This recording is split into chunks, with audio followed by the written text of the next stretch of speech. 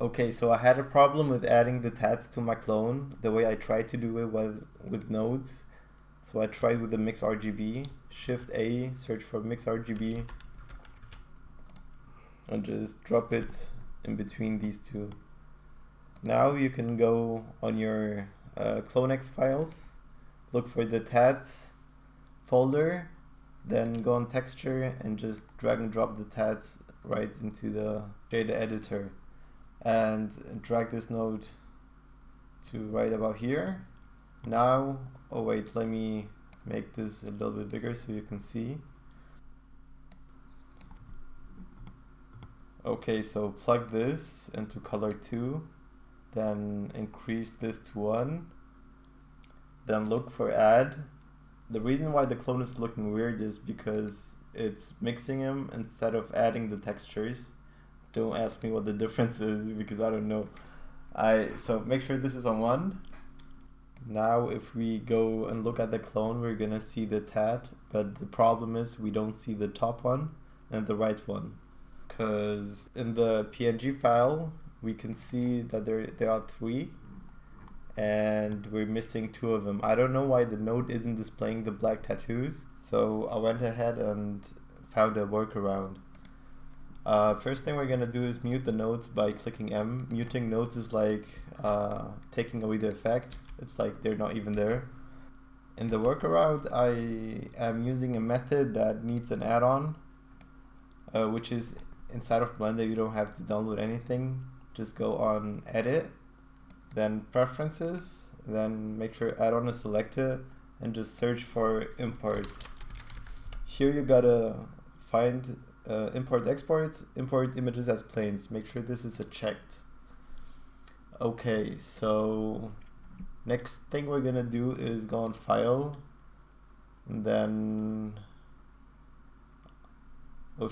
import, and then images as planes. Okay, so now go on your CloneX files, try to find the tattoo, texture, PNG. Now if we zoom out, we can see the PNG loaded in as a plane. Then if we zoom in, we're gonna see the actual tattoos. We have to align that to the face. So let's go into the orthographic view by clicking the X on the coordinate. Then we want to rotate this by clicking R, X to rotate it on the X-axis, and just type in 90 so it rotates by 90 degrees. And just hit enter. Alright, so let's move this to the face, and now let's go to the other side by clicking -Y. Okay, so now we basically see the tats, but the problem is that it's not aligned. We can press S to scale it down and G to move around. Now we just have to put it in the right position. I got a trick for that, which is the nodes we set up in the beginning can help us determine the actual positioning. Select the face of the clone first, then go back to the nodes and unmute both the nodes.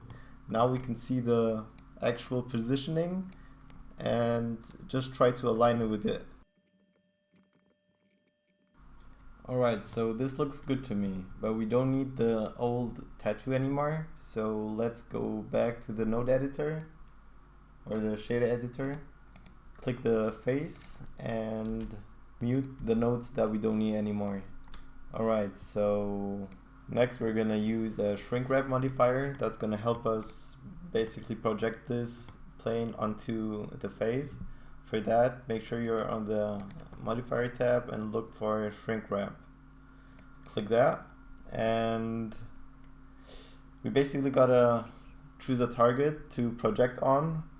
So choose your target, which is the face.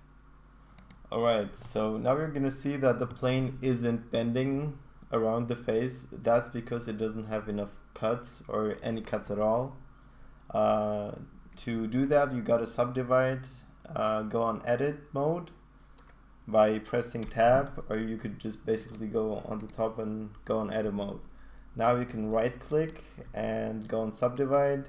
You can do that multiple times, or you could just crank this number up right here to get enough subdivisions.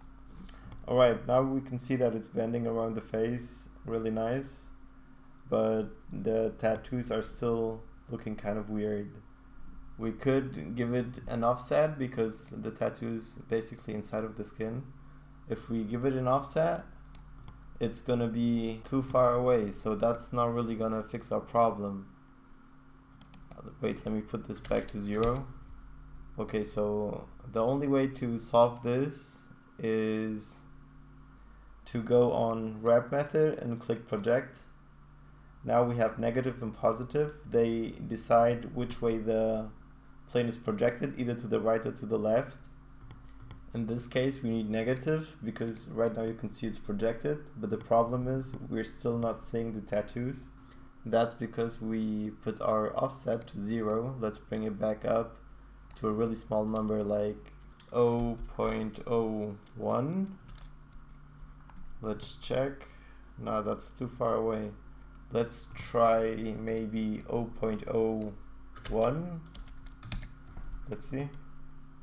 Okay, if the tattoo is still looking weird or it's not showing correctly, it's because you don't have enough subdivisions. Let's go back to edit mode and subdivide this one more time. Okay, now this is looking crisp. This is how I like it. Alright, so if you're just doing still images or like still renders, then you're good to go.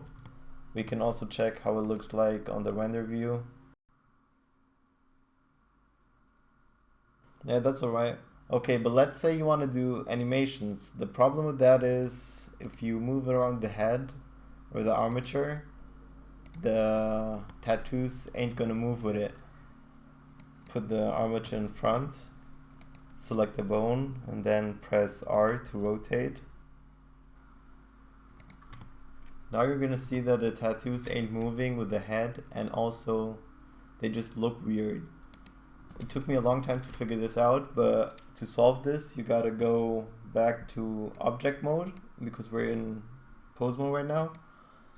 Let's go back to object mode, select the plane and go to the modifiers tab and apply the modifier. So now with the plane selected, shift select the face, click Ctrl P and go for the last one, vertex triangle. That's gonna link the plane to the face. Now if you go back to pose mode, R to rotate, you're gonna see that it's sticking to the face real good. I actually wanted to end the video right there, but then I realized that there's an issue with the plane that we've added, which is in the rendered view there are appearing some black lines. It's due to the mesh. Now what we're gonna do is go to the orthographic view by clicking -Y, then click tab to go into edit mode and click 3 to be able to select faces.